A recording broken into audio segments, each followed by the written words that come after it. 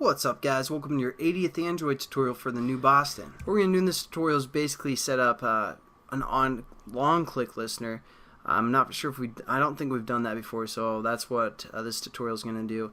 The OnLongClick listener can be used for buttons, but since this sound stuff class only has a view, we're just going to set the OnLongClick listener view to this as well. So what we're going to do is we're just going to hit view.set OnLongClick listener and hit that, and then we're just gonna say this as well, and then we're gonna implement or basically let sound stuff, our class, implement the OnLongClick listener as well. So again, it just puts a comma OnLongClick listener, and then we're just gonna say add unimplemented methods, and down here is our OnLongClick listener. Now what we're gonna do is we're gonna set up a media player variable or object as well. We're going to call this MP. Then we're going to set this equal to media player dot create context this, and resources r dot id dot r dot what's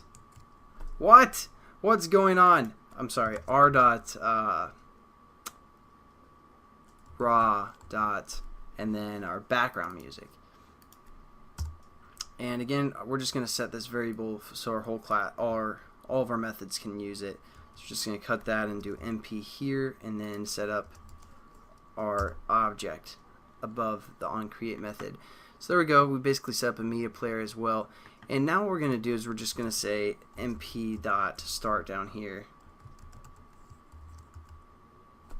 And we're basically good to go. Now, basically what this OnLongClick is if we click and hold for like a second or something, I don't know the exact time, it's going to call this OnLongClick method instead of this OnClick method. And again, this can be applied to buttons and all that other stuff as well. And again, the difference between the media player and the sound pool is the sound pool will allow it to basically be loaded into memory, whereas the other way it's going to kind of stream it. It's going to take a while. So again, the sound pool is just short clips that can be played quickly and effectively, and that's what you're going to use the sound pool for. Whereas you want a longer background sound, you're going to use the media player. So again, nothing too new. We set up a media player and this OnLongClick method for the most part, and that's all that's going to happen. Alright, so we're just basically going to start it. Now again, it's going to kind of, if we do this click and hold a few times, it's going to play over itself for the most part. But that's not really going to be a problem we're going to worry about.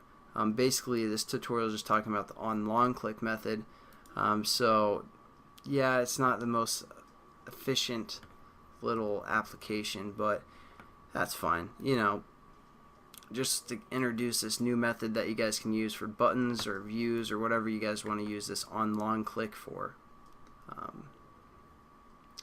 And let's get this started up here. Turn up the volume. Sound stuff. And if I just click quickly, it's still just playing our sound pool, but if I click and hold, it starts our music. And then we can still click and it plays our sound pool stuff, as you can see. And there we go.